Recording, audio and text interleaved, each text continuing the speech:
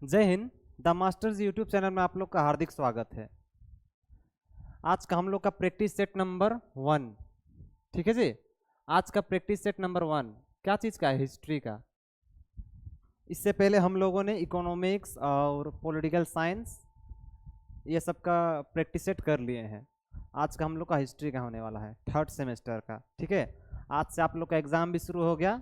उम्मीद करता हूँ बहुत सारे बच्चे अच्छे से एग्ज़ाम दिए होंगे। चलिए आज का क्वेश्चन शुरू करते हैं। देखिए आज का पहला क्वेश्चन ये है।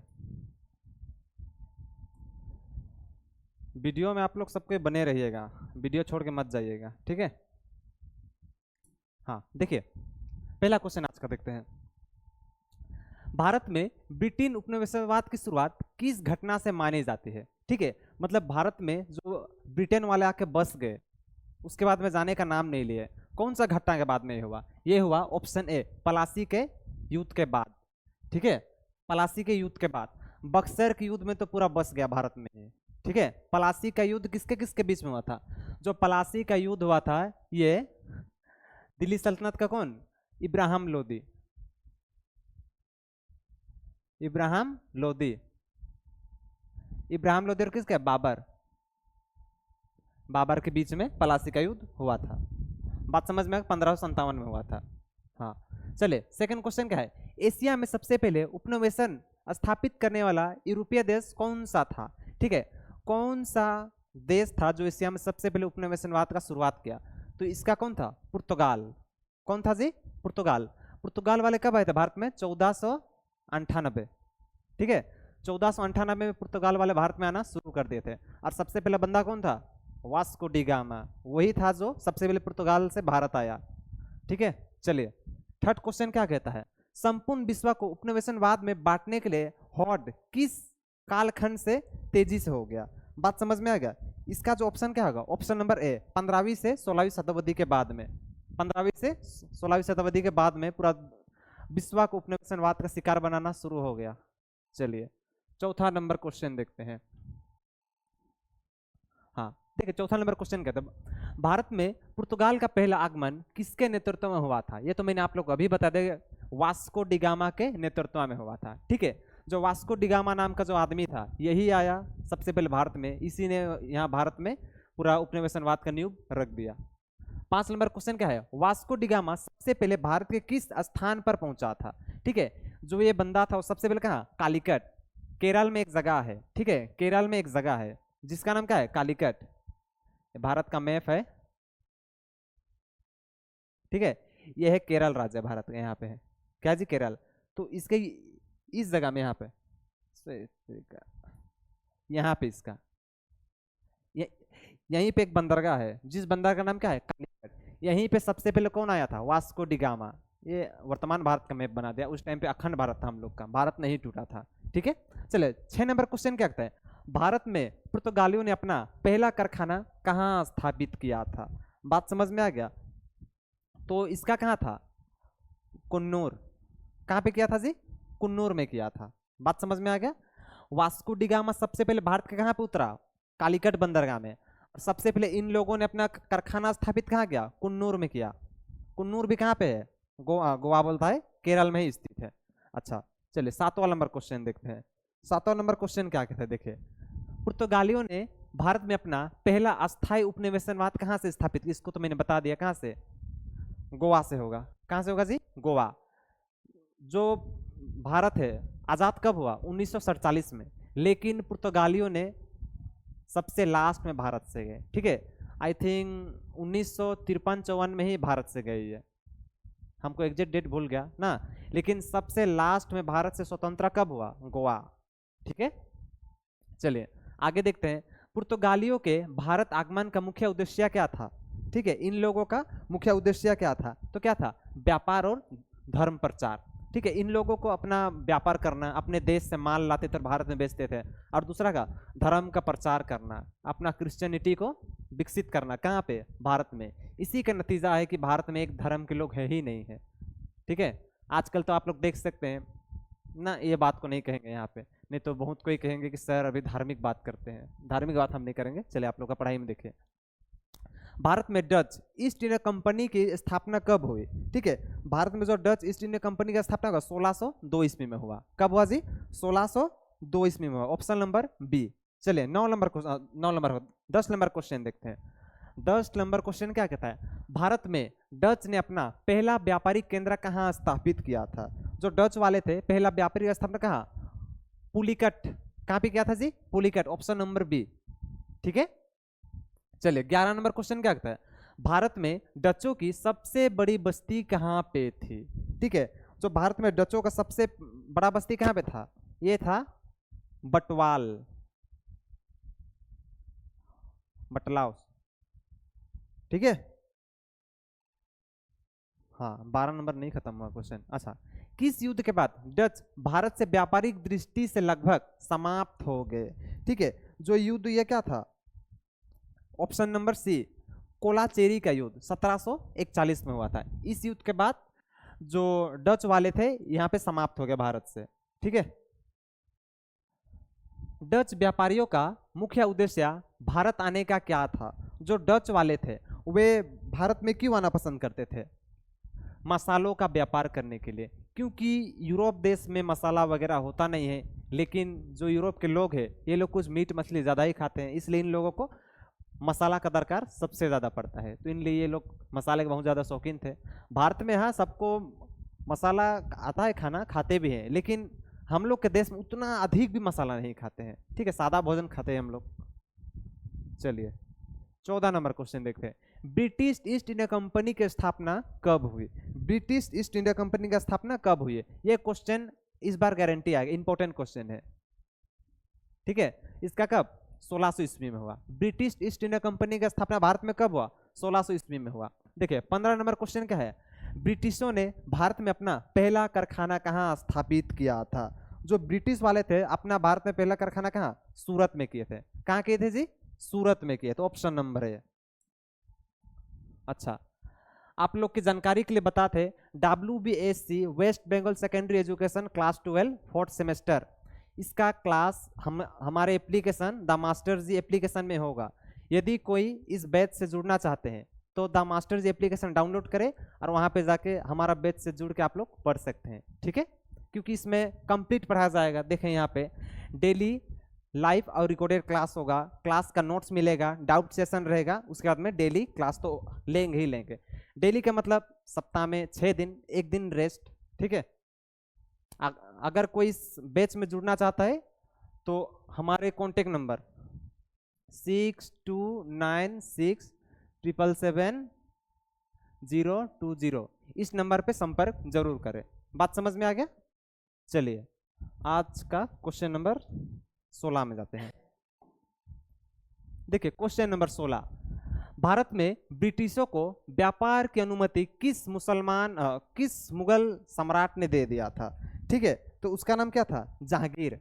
जो जहांगीर था इसको रंगीला बादशाह भी कहा जाता था। तो जहांगीर ने ही भारत में सबसे पहले अंग्रेजों को अपना व्यापार करने के लिए दे दिया, एक्सेस दे दिया। इसके बाद में ये भारत में आके व्यापार करने लग गए। ठीक है, लेकिन जहांगीर से पहले जो भी था वे लोग इतने आसानी से अंग्रेजों को भारत में व्यापार करने का छूट नहीं दिया। इससे पहले अकबर था, ये लोग तो और नहीं दिया था। बात समझ में आ गया? चलिए 17 नंबर क्वेश्चन, भारत में ब्रिटिश उपनिवेशवाद की वास्तविक शुरुआत किस युद्ध से माने जाती है? ठीक है, तो इसका क्या होगा? ऑप्शन नंबर सी, पलासी के युद्ध के बाद। पलासी के युद्ध के बाद 1757, ये क्वेश्चन आई थिंक पहले ही आया था। ठीक है, बक्सर का युद्ध के बाद में तो पूर्ण रूप से इन लोगों ने भारत पे अपना कब्जा कर दिया। अगर क्वेश्चन पूछता है कौन सा युद्ध के बाद में ब्रिटेन वाले भारत में पूर्ण रूप से कब्जा कर दिए, तो बक्सर के युद्ध के बाद में 1664 में हुआ। बात समझ में आ गया? 18 नंबर क्वेश्चन देखें, ब्रिटिश उपनिवेशवाद का मुख्य उद्देश्य क्या था? ब्रिटिश उपनिवेशवाद का मुख्य उद्देश्य क्या था? जितना यूरोप वाले थे ये सब कोई मसालों का लालची था। ठीक है, मसाला एवं कपड़ा उद्योग के लिए। ऑप्शन नंबर बी, क्योंकि इन लोगों को मसाला खाना कुछ ज्यादा ही शौक है। किन्हें? अंग्रेजों को। चलिए 19 नंबर क्वेश्चन में आते हैं। देखिए 19वां नंबर क्वेश्चन क्या कहता है? 19वां नंबर क्वेश्चन क्या कहता है? फ्रांसीसी ईस्ट इंडिया कंपनी की स्थापना कब हुई? तो इसका स्थापना हुआ था कब? 1664 में हुआ था। कब हुआ था भाऊ? 1664 में। चलिए क्वेश्चन नंबर 20, भारत में फ्रांसीसी ईस्ट इंडिया कंपनी ने सबसे पहले अपना कारखाना कहाँ पे स्थापित किया था? ठीक है, जो फ्रांस का कंपनी सबसे पहले कहाँ पे स्थापित हुआ था? तो कहाँ पे? मछलीपट्टनम। कहाँ पे जी? मछलीपट्टनम।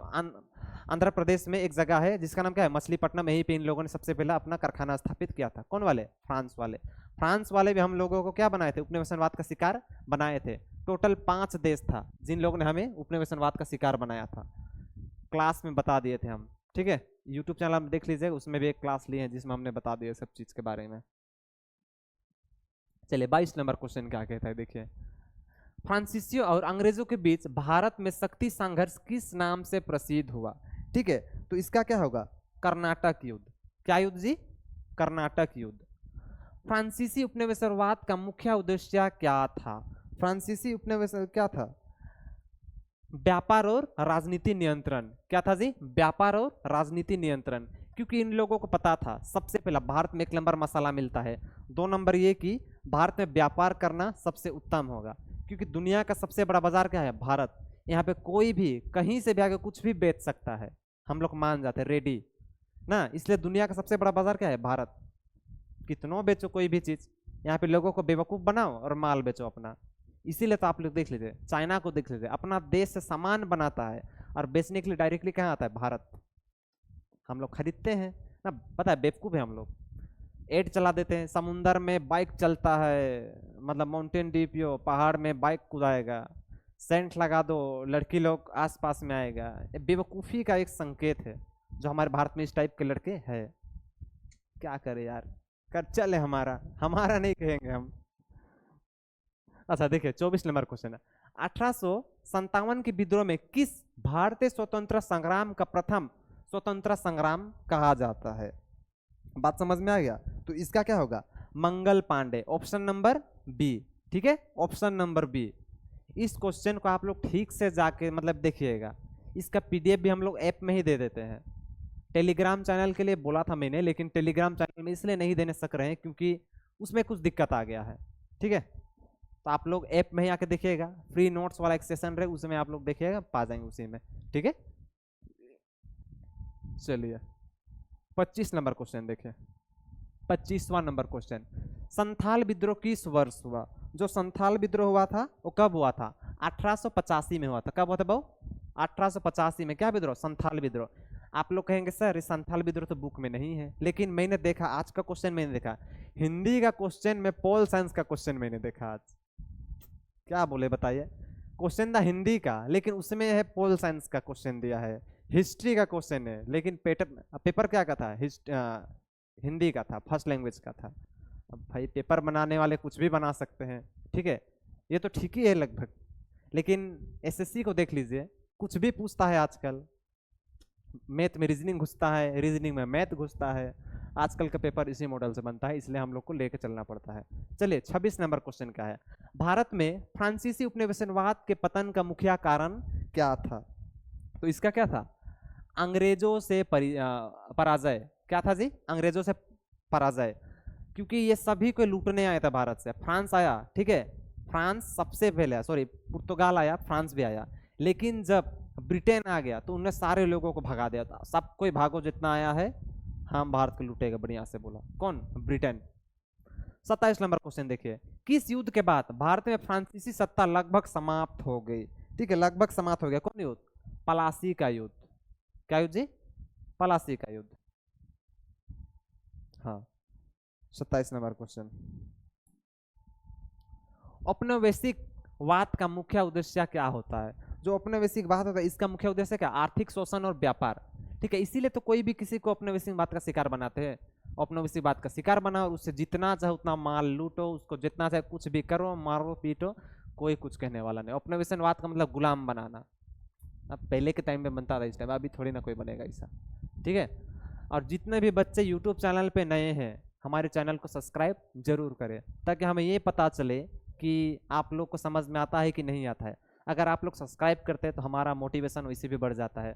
और अगर आप लोग के घर में कोई छोटे भाई बहन है तो उन लोगों को भी यूट्यूब चैनल के बारे में बताइए, एप्लीकेशन के बारे में बताइए, क्योंकि ऐप में क्लास 10th लेवल का भी तैयारी कराया जाता है। मैं नहीं पढ़ाता हूँ, दूसरे मास्टर है वे पढ़ाते हैं क्लास 10th लेवल वाले को भी, ठीक है, क्योंकि अभी सरकारी स्कूल का स्थिति क्या है सभी को पता है ना।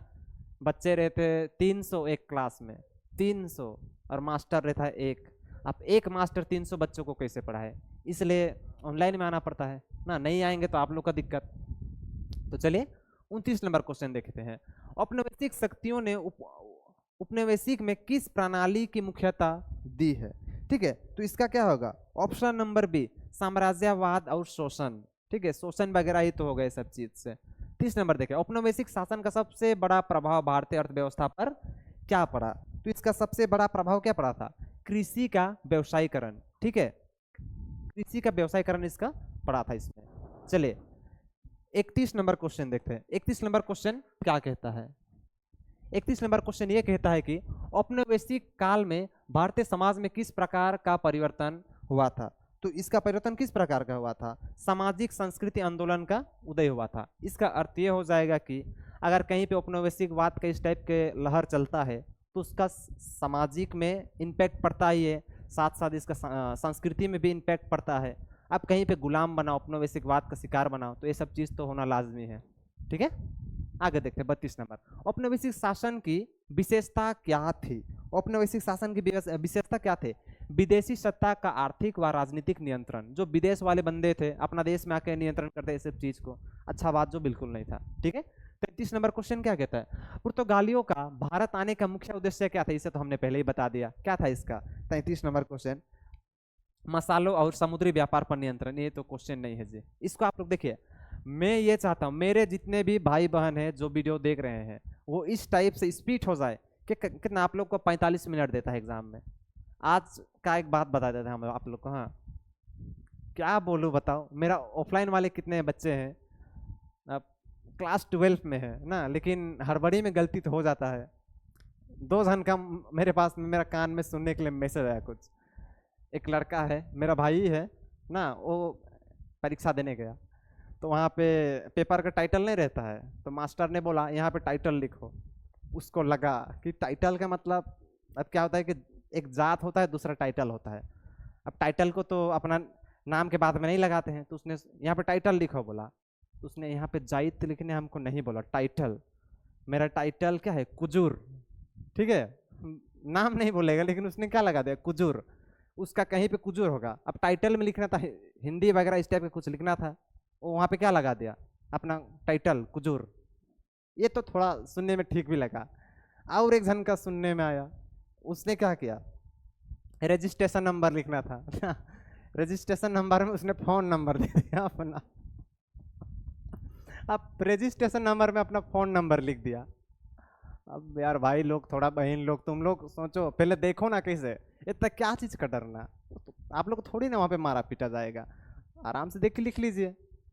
क्या यार, थोड़ा यूज करो इसका। ठीक है, लड़की लोग बताओ, अच्छा लड़का लड़की दोनों यही गलती कर दिया। लड़का ने लिख दिया अपना टाइटल और लड़की ने दे दिया अपना phone number. Registration number phone करेगा क्या। नेक्स्ट कल से ठीक से करना आप लोग, ठीक है।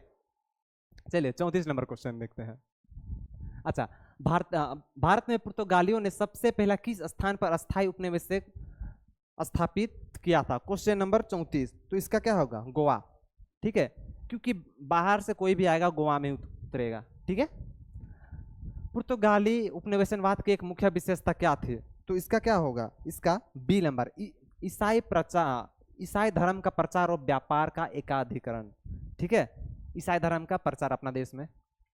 36 नंबर, साम्राज्यवाद का मुख्य उद्देश्य क्या होता है। साम्राज्यवाद का मुख्य उद्देश्य उपनिवेशन का आर्थिक और राजनीतिक शोषण करना होता है। बात समझ में आ गया, साम्राज्यवाद का मतलब जो किए रहता है। जैसे उपनिवेशवाद का मतलब क्या होता है, बाहर का कोई देश आया, मान लीजिए ब्रिटेन भारत में आया, तो भारत के जो लोग हैं वे क्या का शिकार होंगे, उपनिवेशवाद का शिकार। और वे बाहर से अपना देश में आए हैं, क्या करेंगे हम लोग को, साम्राज्यवाद। साम्राज्य किसका, हम लोग का, लेकिन शासन कौन करे, बाहर के लोग।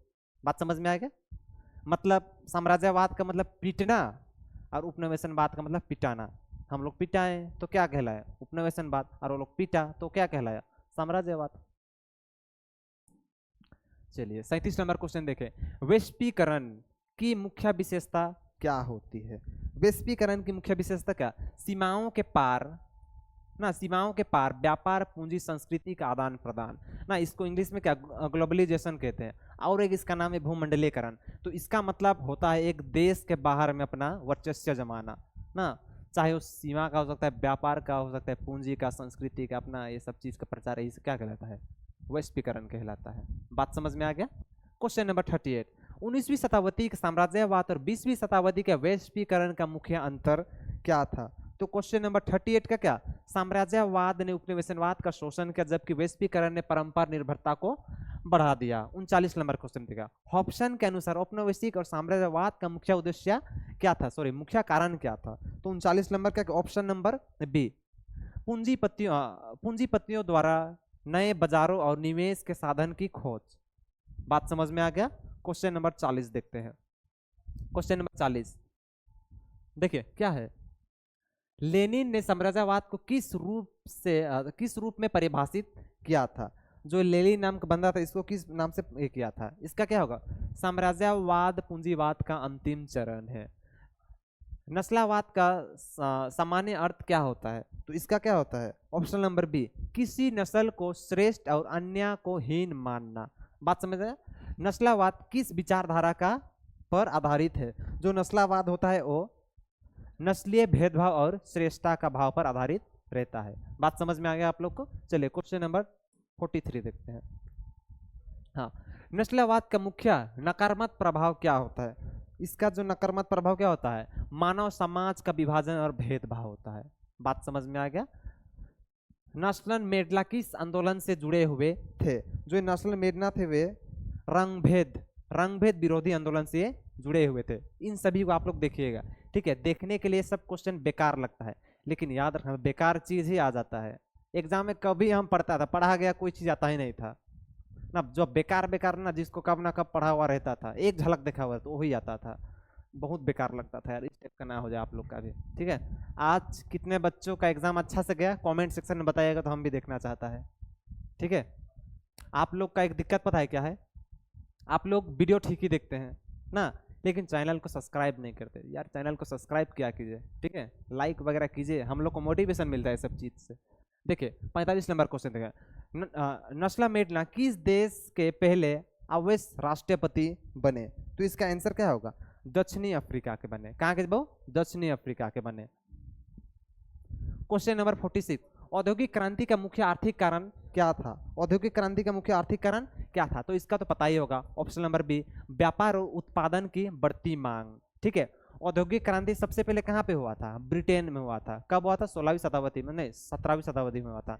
जब ब्रिटेन में औद्योगिक क्रांति हुआ तो वहाँ पे बहुत ज़्यादा परिवर्तन वगैरह हुआ ना, ज़्यादातर सामान को मशीनीकरण में शिफ्ट कर दिया गया। इसके कारण बहुत सारे लोग बेरोजगार भी हो गए, क्योंकि चलिए समझ लीजिए आप लोग, आगे देखते हैं। 47, औद्योगिक क्रांति से सबसे अधिक किस क्षेत्र का विकास हुआ था?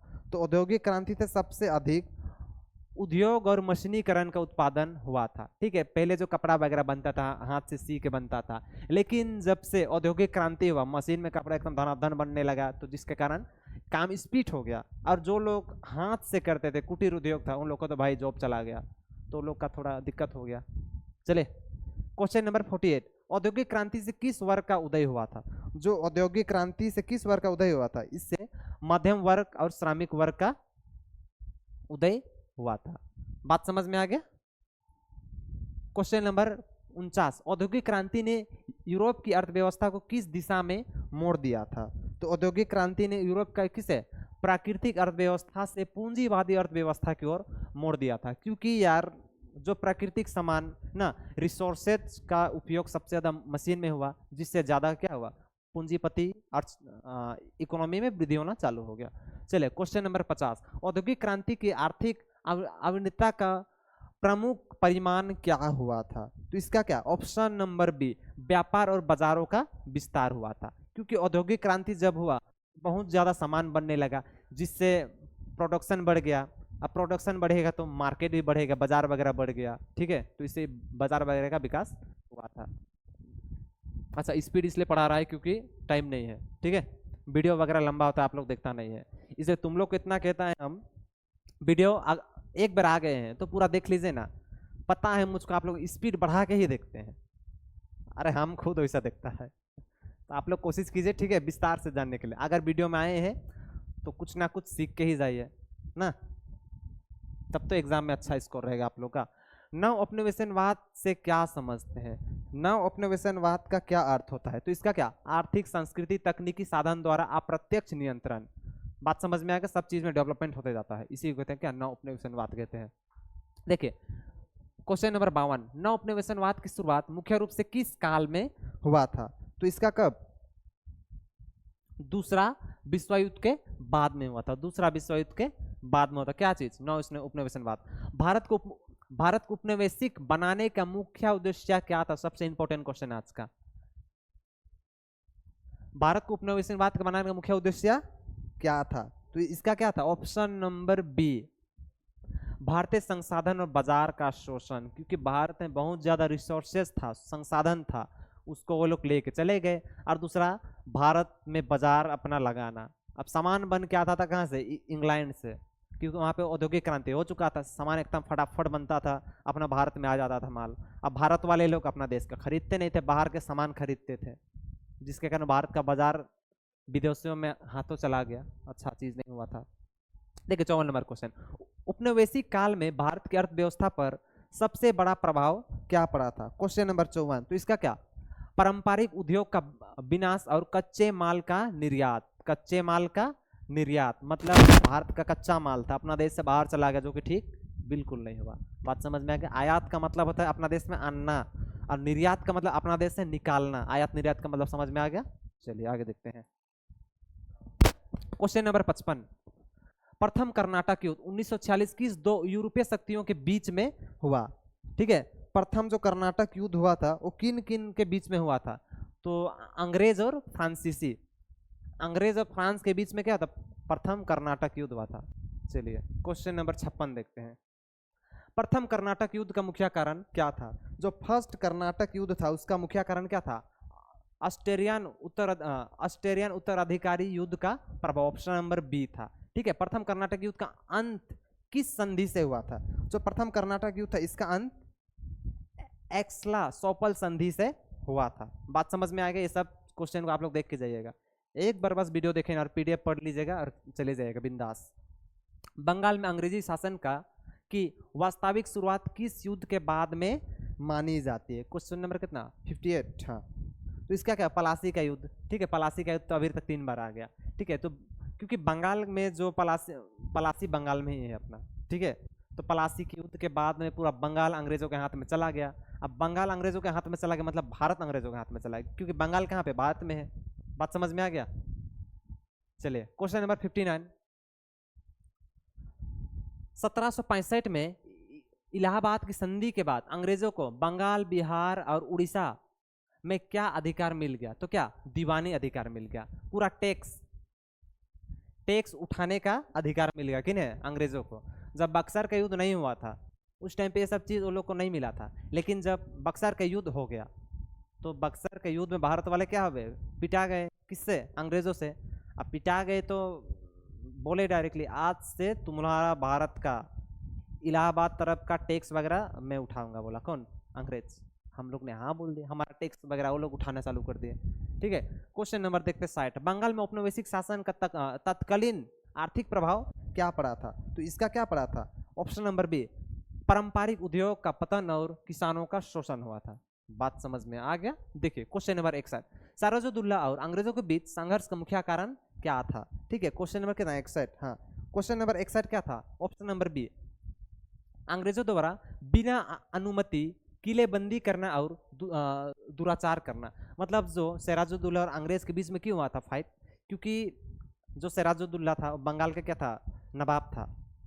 तो बात ये हुआ था कि जो अंग्रेज थे भारत में कायदे से घुस गए और घुस लिए। इसके बाद में उन लोगों ने बोला, महाराज हम लोग का घर ब्रिटेन में है, तो एक काम करते हैं ना, यहाँ पे एक ठो घर बनाएंगे, किला, और वही किला में रहेंगे हम लोग। तो बोला, लेकिन सिराजुद्दौला ने बोला नहीं, आप लोग नहीं बना सकता है। फिर भी गुप्त तरीके से उन लोगों ने बनाया, और ये बात पता चल गया किससे, सिराजुद्दौला को। जब सिराजुद्दौला को ये बात पता चल गया तो सिराजुद्दौला ने पोर्ट विलियम किला, वो किला का नाम क्या था, पोर्ट विलियम किला, पोर्ट विलियम किला को ध्वस्त कर दिया। किसने, सिराजुद्दौला ने। अंग्रेज गर्म हो गए और बोले तुमने हमारा किला कैसे उजाड़ दिया भाई। बोला सिराजुद्दौला राजा था, क्यों नहीं उजाड़ेगा, मेरा देश है, मैं कुछ भी करूँगा। और अंग्रेज़ों को भगा दिया। उसके बाद में वे अपने देश चले गए। उसके बाद में वहाँ पे जाके उन लोगों ने बोला सिराजुद्दौला को अगर हम लोग को हराना है तो थोड़ा दिमाग से हराना पड़ेगा, क्योंकि उस बंदा को युद्ध करके कोई हरा नहीं सकता। एक काम करते, जाओ उसका सेनापति को पटा लो कोई जाके। पटाने का मतलब ये पटाना नहीं, तो उन लोगों ने एक रणनीति बनाया, सोचा चलिए एक काम करते हैं, उसका जो सेनापति है जिसका नाम क्या मीर जाफर था। क्या नाम था? मीर जाफर। तो मीर जाफर को अंग्रेजों ने फंसा लिया, पटा लिया और बोला मीर जाफर को आज से तुम सिराजुद्दौला को मारने के लिए मदद करो, और जब सिराजुद्दौला मर जाएगा तो राजा तुमको बना देंगे। बेचारा खुश हो गया, ठीक है, अंग्रेजों का सपोर्ट किया। और प्लासी का युद्ध जब हुआ उस टाइम पे अंग्रेज थे और सिराजुद्दौला था और मीर जाफर था।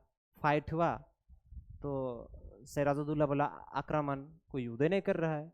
मीर जाफर बोला महाराज आप घर जाइए, अंग्रेजों को हम निपटा देते हैं। ठीक है बोला। सिराजुद्दौला जब घर जा रहा था अपना, मीर जाफर कह दिया उठो घर जा रहा है। कौन? राजा साहब। अंग्रेज गए पीछे पीछे मार दिए, किसे? सिराजुद्दौला को। जैसे सिराजुद्दौला मर गया, राजा बन गया कौन? मीर जाफर। मीर जाफर कोनो खास आदमी बिल्कुल नहीं था, ठीक है। यही क्या था प्लासी का युद्ध का, यही था सच्चाई, शॉर्ट बात में करे तो। देखिए क्वेश्चन नंबर 62, सिराजुद्दौला और अंग्रेजों के बीच संघर्ष का परिमाण किस युद्ध के रूप में सामने आया? ठीक है, तो युद्ध क्या? प्लासी का युद्ध। अभी तक 4 बार आया है। प्लासी का युद्ध इंपॉर्टेंट है इसलिए। प्लासी का युद्ध कब हुआ था यार? ये यहीं पे तो है क्या यार, क्वेश्चन छपता है इससे कोई। प्लासी के युद्ध में अंग्रेजों का नेतृत्व किसने किया था? जो प्लासी का युद्ध था इसमें अंग्रेजों का नेतृत्व किसने? रॉबर्ट क्लाइव ने किया था। किसने किया था भाऊ? रॉबर्ट क्लाइव ने किया था। प्लासी के युद्ध का परिणाम क्या हुआ? जो प्लासी का युद्ध था इसका परिणाम ये हुआ कि जो अंग्रेज थे उनकी विजय हुई और मीर जाफर को नया नवाब बना दिया गया। क्योंकि मीर जाफर तो था बेवकूफ़ आदमी, अपना ही राजा के खिलाफ षड्यंत्र रचा, अपने राजा साहब को फंसाने में मारने में मदद कर दे किसका? अंग्रेजों का। और सिराजुद्दौला मर गया और नया राजा बन गया कौन? मीर जाफर। मीर जाफर को बंगाल का नवाब किस युद्ध के बाद में बनाया गया? तो प्लासी का युद्ध के बाद में। बात समझ में आ गया? चलिए क्वेश्चन नंबर 67, मीर जाफर किससे सहयोग से बंगाल का नवाब बन गया? किसके सहयोग से? अंग्रेजों के सहयोग से। मीर कासिम को बंगाल का नवाब किसके स्थान पर बनाया गया? मीर कासिम मीर जाफर के बदले में बनाया गया। क्यों? अच्छा, मीर जाफर के बदले में मीर कासिम को क्या बनाया गया? नया नवाब बनाया गया। दिक्कत ये हुआ कि मीर जाफर को तो अंग्रेजों ने राजा बना दिया। अब मीर जाफर को जब राजा बना दिया तो अंधाधुन पैसा मांगा, किससे? मीर जाफर से। अब मीर जाफर था बेवकूफ़ आदमी, पैसा देते गया। लेकिन एक दिन ऐसा आया पूरा देश का पैसा खत्म, मतलब कि बंगाल का पैसा खत्म हो गया। तो मीर जाफर को पैसा मांगा, कौन? अंग्रेज, पैसा दीजिए। तो मीर जाफर ने कहा पैसा खत्म हो गया महाराज, कहाँ से दे? तो बोला आज से तुमको हम लोग राजा के पद से हटा रहे हैं और नेक्स्ट राजा बनाएंगे किसे? मीर कासिम को। तो मीर जाफर के बदले में नया राजा किसे बनाया गया? मीर कासिम को बनाया गया, ठीक है। मीर कासिम और अंग्रेजों के बीच अंतिम संघर्ष किस युद्ध में हुआ? तो किस युद्ध में हुआ? यह हुआ था बक्सर के युद्ध में। कौन युद्ध में जी? बक्सर का युद्ध में हुआ था। बात समझ में आएगा? 1764 में हुआ था। अच्छा देखिए क्वेश्चन नंबर 70, बक्सर का युद्ध कब हुआ था? 1764। कहाँ जी? हाँ ये हो गया। 71, बक्सर के युद्ध में अंग्रेजों के विरुद्ध किन शक्तियों ने मिलकर संघर्ष किया था? तो ये था कौन? ये तुम्हारा था मीर कासिम, तो पहला आदमी था, सुजाउद्दौला था और शाह आलम द्वितीय। ये 3 गुट सेना बनाया था, 3 आदमी था, मीर कासिम, उसके बाद में कौन? सुजाउद्दौला और शाह आलम द्वितीय। इन 3 लोगों ने मिल के सोचा क्यों ना 3 लोग मिल के 3 गुठिया सेना का ये बनाएंगे और मिल के पीटेंगे किसे? अंग्रेजों को। लेकिन उन लोग का ये चाल सफल बिल्कुल भी नहीं हुआ। बात समझ में आ गया? चलिए नेक्स्ट देखते हैं क्वेश्चन नंबर 72। देखिए क्वेश्चन नंबर 72, बक्सर के युद्ध का परिणाम क्या हुआ? बक्सर का युद्ध का परिणाम क्या हुआ? तो बक्सर का युद्ध का परिणाम ये हुआ कि अंग्रेज की विजय हुई और बंगाल पर उसका अधिकार क्या हो गया? मजबूत हो गया। बात समझ में आ गया? हाँ। क्वेश्चन नंबर 73 देखते हैं। क्वेश्चन नंबर 73 देखिए, प्रथम आंग्ल मैसूर युद्ध में अंग्रेजों का मुखिया प्रतिद्वंदी कौन बना था? Question number 73। तो इसका क्या होगा? हैदर अली। जो हैदर अली नाम का बंदा था, ये बंदा एकदम ठीक ठाक था, ठीक है। प्रथम मैसूर युद्ध में इन्होंने तहलका मचा दिया था। किसने? हैदर अली ने। चलिए अगला देखते हैं। प्रथम आंग्ला मैसूर युद्ध किस संधि के साथ समाप्त हो गया? तो ये क्या था? मैग्लोर की संधि से हुआ। बात समझ में आ गया? तीसरे आंग्ला मैसूर युद्ध में मैसूर के शासक कौन थे? ठीक है, जो थर्ड वाला में कौन बन गया? वो बन गया टीपू सुल्तान बन गया। कोई दिक्कत किसी को यहाँ पे? हैदर अली नहीं होगा, याद रखना। हैदर अली नहीं, टीपू सुल्तान बना था इसमें। तीसरा वाला, पहला वाला में हैदर अली ही था। चलिए क्वेश्चन नंबर 76। तीसरे आंग्ला मैसूर युद्ध का परिणाम किस संधि के रूप में सामने आया था? क्वेश्चन नंबर 76 ये क्या था? श्रीरंगपट्टनम की संधि से, जो कब हुआ था? 1792 में। संधि का मतलब क्या? मिल जाना, संधि कर लेना। फाइट वगैरह होता था, अब बैठ के बतियाते थे, संधि करते, उसी को क्या संधि करना कहते हैं। बात समझ में आ गया? अच्छा, लॉर्ड वेलेस्ली किस पद पर थे जब उन्होंने डॉक्ट्रिन ऑफ प्रॉक्सिमिटी जैसे नीतियां लागू की? तो इसका क्या होगा? इसका होगा ऑप्शन नंबर पे, गवर्नर जनरल ऑफ इंडिया। उस टाइम पे भारत का क्या था? गवर्नर जनरल था। कौन था? Lord Wellesley. लॉर्ड वेलेस्ली के शासनकाल में किस युद्ध का संचालन हुआ था? तो इसके शासनकाल में आंग्ल मराठा युद्ध का ये हुआ था, शासन संचालन हुआ था। Option number B. देखिए क्वेश्चन नंबर 79। चौथे आंग्ला मैसूर युद्ध में मैसूर के शासन कौन थे? तो कौन था इसका? टीपू सुल्तान था। ठीक है, फर्स्ट सेकेंड में ये कौन था? हैदर अली था। लेकिन उसके बाद में 4, 5 में टीपू सुल्तान ही आ गया। देखिए चौथे आंग्ला मैसूर युद्ध का परिणाम क्या हुआ? चौथे मैसूर युद्ध का परिणाम क्या हुआ? टीपू सुल्तान की मृत्यु हो गई और मैसूर पर अंग्रेजों का नियंत्रण होना शुरू हो गया। टीपू सुल्तान का भी कुछ काम नहीं है और जीत गया कौन? अंग्रेज। अच्छा, दूसरा आंग्ला मराठा युग कब हुआ था? दूसरा आंग्ला मराठा युग हुआ था तुम्हारा 1803 से 1805 के बीच में हुआ था। कोई दिक्कत किसी को नहीं होना चाहिए। देखिए क्वेश्चन नंबर 82। दूसरा आंग्ला मराठा युग का मुख्य परिणाम क्या हुआ था? क्वेश्चन नंबर 82 में क्या होगा? इसमें अंग्रेजों ने मराठा पर नियंत्रण मजबूत कर दिया था। बात समझ में आएगा? अच्छा, सिख साम्राज्य के साथ अंग्रेजों के प्रथम गंभीर संघर्ष का क्या कारण था? क्वेश्चन नंबर 83 का क्या होगा? Option number B, Punjab. क्या हो जाता है? हाँ, पंजाब पर राजनीति और सैन्य प्रभुत्व। कोई दिक्कत किसी को? अगर किसी को समझ में नहीं आता है तो कमेंट वगैरह भी कर दीजिएगा, ताकि हम लोग नेक्स्ट वीडियो में उस चीज़ को ठीक करें। ठीक है, अब भगवान तो नहीं है कि आप लोग का शरीर के अंदर में घुस के झाँक के देखे कि आप लोग को क्या समझ में नहीं आ रहा है, तो इसलिए आप लोग बताइएगा। और स्पीड इसलिए चल रहा हूँ क्योंकि समय हम लोग के पास में नहीं है, क्वेश्चन ज़्यादा है ना। आई थिंक 100 हो जाएगा, 100 क्वेश्चन। देखिए आंग्ल सिख संबंधों का अंतिम परिणाम क्या हुआ था? तो इसका अंतिम परिणाम जो हुआ था, अंग्रेजों ने पंजाब पर नियंत्रण स्थापित कर दिया था। ठीक है, क्वेश्चन नंबर 85 देखिए। तीसरे आंग्ला मराठा युद्ध का मुख्य कारण क्या था? तो क्वेश्चन नंबर 85 का होगा क्या? ए, ऑप्शन नंबर ए, मराठों का विस्तार रोकना और ब्रिटिश सत्ता स्थापित करना। मराठों का ये विस्तार को रोकना। Question number 86।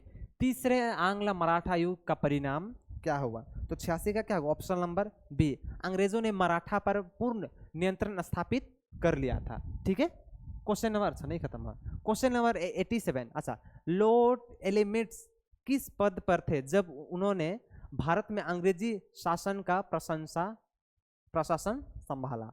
तो इसका ऑप्शन नंबर होगा आप लोग का option number B, governor general के ऑफ इंडिया के पद पर थे। ठीक है, अच्छा क्वेश्चन नंबर 88। लॉर्ड एलिम्सन का शासनकाल मुख्य रूप से किस अवधि में माना जाता है? तो इसका जो होगा ऑप्शन नंबर बी, 1823 से 1828 तक। लॉर्ड डलहौजी किस पद पर थे जब उन्होंने भारत पर डॉक्ट्रिन ऑफ प्रॉक्सिमिटी लागू कराया? तो इसका होगा option number B, governor general of India. ज्यादातर जो बंदे थे गवर्नर जनरल का ही पोस्ट में थे। लॉर्ड डलहौजी के शासनकाल में कौन सा प्रमुख रेलवे और टेलीग्राफ नेटवर्क का विस्तार हुआ था? तो क्वेश्चन नंबर 90 का क्या होगा? आधुनिक रेलवे और टेलीग्राफ का विस्तार हुआ था। डलहौजी के टाइम में ही रेलवे वगैरह का स्थापना हो चुका था। ठीक है, क्वेश्चन नंबर 91 देखिए। इसमें क्या भारत में ब्रिटिश शासन का सर्वोच्च नियंत्रण कौन रखता था? तो क्वेश्चन नंबर 91 का होगा, 91 का होगा इसका क्या, आधुनिक, अच्छा 91, हाँ option number B, governor general और ब्रिटिश सरकार का। ठीक है, क्वेश्चन नंबर 92, ब्रिटिश शासन में कौन सा माध्यम स्थानीय राजाओं और ब्रिटिश सरकार के बीच संचार का कार्य करता था। तो क्वेश्चन नंबर 92 का होगा क्या, डिप्टी कमिश्नर और रेडिडेक्टर।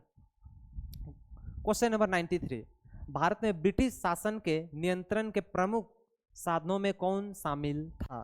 तो क्वेश्चन नंबर 93 का क्या होगा, दीवानी और फौजदारी अधिकार। क्वेश्चन नंबर 94, ड्यूगलिन गवर्नमेंट की स्थापना भारत में किसने की थी। तो क्वेश्चन नंबर 94 का होगा option number A, British east India company किया था। ड्यूगलिन गवर्नमेंट में कौन सा अधिकार ईस्ट इंडिया कंपनी के पास में था। तो क्वेश्चन नंबर 95 का होगा क्या, ऑप्शन नंबर सी, दोनों, कर वसूलना और न्यायिक नियंत्रण था। ड्यूगलिन गवर्नमेंट का मुख्य नकारात्मक प्रभाव क्या पड़ा था। तो इसका नकारात्मक प्रभाव जो पड़ा था ये क्या, ऑप्शन नंबर ए, किसानों और जनता पर अत्यधिक करों का बोझ लाद दिया गया था, क्योंकि अब कहीं पे बहुत ज़्यादा टैक्स वगैरह लाद देगा तो उससे बहुत ज़्यादा क्या हो जाता है, दिक्कत हो जाता है। ठीक है, क्वेश्चन नंबर 97 देखते हैं। क्वेश्चन नंबर 97 खत्म हो गया, बस अभी 5-10 और बाकी है। हाँ, ड्यूगलिन गवर्नमेंट के मूल्यांकन में किसने इसे एक असफल प्रशासन कहा था। तो क्वेश्चन नंबर 97 का option number B, Warren Hastings. Bengal का सिंधु काल किसके प्रभाव से आया माना जाता है। ठीक है, तो क्वेश्चन नंबर 98 का क्या होगा, ऑप्शन नंबर, क्वेश्चन नंबर 98 का होगा option number D, British east India company. ठीक है, क्वेश्चन नंबर 99, बंगाल में ईस्ट इंडिया कंपनी का प्रशासनिक नियंत्रण किस युद्ध के बाद में मजबूत हो गया। तो क्वेश्चन नंबर 99 का क्या, बक्सर के युद्ध के बाद में पूरा भारत को कब्जा इन लोगों ने कर लिया। देखिए क्वेश्चन नंबर 100, रेगुलेटिंग एक्ट 1773 का मुख्य उद्देश्य क्या था। क्वेश्चन नंबर 100 आज का सबसे इंपॉर्टेंट क्वेश्चन। ठीक है, क्वेश्चन नंबर 100 क्या है क्वेश्चन, रेगुलेटिंग एक्ट 1783 का मुख्य उद्देश्य क्या था। Option number A, east India company के प्रशासन और वित्तीय पर ब्रिटिश सरकार का नियंत्रण स्थापित हो जाना। भारत में पूरा ये सब में उन लोगों ने कब्जा कर लिया। रेगुलेटरी एक्ट के तहत किसे भारत में गवर्नर जनरल नियुक्त किया गया था। तो रेगुलेटरी एक्ट के तहत वैरेन हेस्टिंग्स को भारत का गवर्नर जनरल नियुक्त किया गया था। रेगुलेटरी एक्ट का मुख्य उद्देश्य क्या था, जो रेगुलेटरी एक्ट था उसका मुख्य उद्देश्य था ईस्ट इंडिया कंपनी के प्रशासन और वित्तीय पर ब्रिटिश सरकार का नियंत्रण होना चाहिए था। ठीक है, क्वेश्चन नंबर देखिए 103, रेगुलेटरी एक्ट के अंतर्गत किसको उच्चतम प्रशासनिक अधिकार दिया गया। ठीक है, तो क्वेश्चन नंबर 103 का होगा option number A, governor general और उसके काउंसिल को। ठीक है, रेगुलेटरी एक्ट का मुख्य लाभ क्या हुआ था। अब भारतीयों को तो रेगुलेटरी एक्ट का लाभ नहीं होगा, अंग्रेजों को ही होगा। तो इसका क्या लाभ हुआ था उन लोगों को, तो उन लोग को ये लाभ हुआ था कि ईस्ट इंडिया कंपनी के प्रशासन में ब्रिटिश सरकार की निगरानी स्थापित हो गया। रेगुलेटरी एक्ट के तहत क्या सुनिश्चित कर दिया गया। ठीक है, जो रेगुलेटरी एक्ट था उसके द्वारा कंपनी के कर्मियों और वित्तीय मामलों पर उत्तराधिकार कर दिया गया था। ठीक है, question number 106, east India act 1784 का मुख्य उद्देश्य क्या था। इसका मुख्य उद्देश्य क्या था, option number A, east India company को स्वतंत्र कर देना। ठीक है, ईस्ट इंडिया कंपनी को स्वतंत्र कर देना। पीस्ट एक्ट के तहत भारत में सर्वोच्च प्रशासनिक अधिकार किसके पास था। तो इसका ऑप्शन होगा option number A, governor general और उसकी काउंसिलिंग के पास में था। पीस्ट एक्ट में कंपनी के व्यापार और प्रशासन को नियंत्रण करने के लिए किस संस्था की स्थापना किया गया था। तो इसका होगा ऑप्शन नंबर ए, भारत विभाग पर। ठीक है, board of control. Question number 109, पीस्ट एक्ट के तहत कंपनी के गवर्नर जनरल और उसके काउंसिलर के फैसलों की निगरानी किसके द्वारा किया जा रहा था। तो क्वेश्चन नंबर 109 का होगा ऑप्शन नंबर बी, भारत विभाग ना, board of control. East India था। पीस्ट एक्ट के ने ईस्ट इंडिया कंपनी को किस दृष्टि से बदल दिया?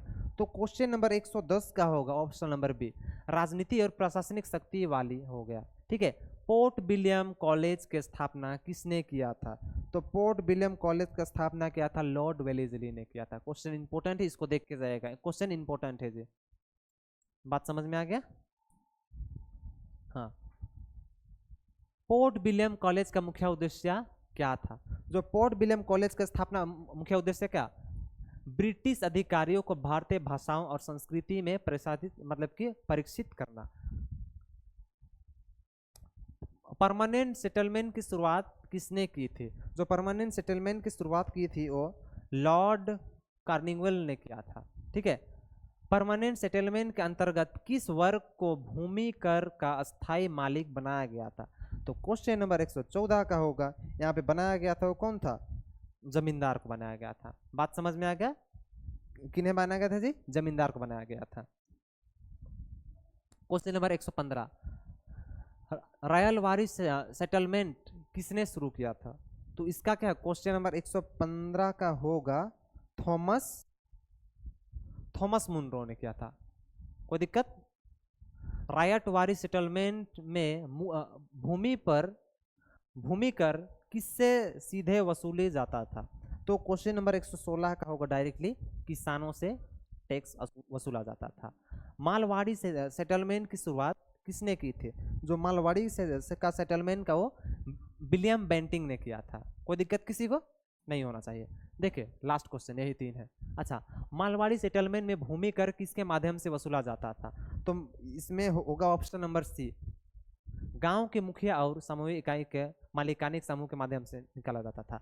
ब्रिटिश की कृषि नीति का सबसे बड़ा नकारात्मक प्रभाव क्या पड़ा था? तो इसका क्या होगा? ऑप्शन नंबर ए, किसानों की आर्थिक स्थिति कमजोर हुई। ठीक है, लास्ट क्वेश्चन आज का। लास्ट क्वेश्चन क्या है? ब्रिटिश कृषि नीतियों के कारण किस वर्ग को सबसे अधिक प्रभावित हुआ था? तो इसका होगा सबसे क्या? किसान वर्ग को।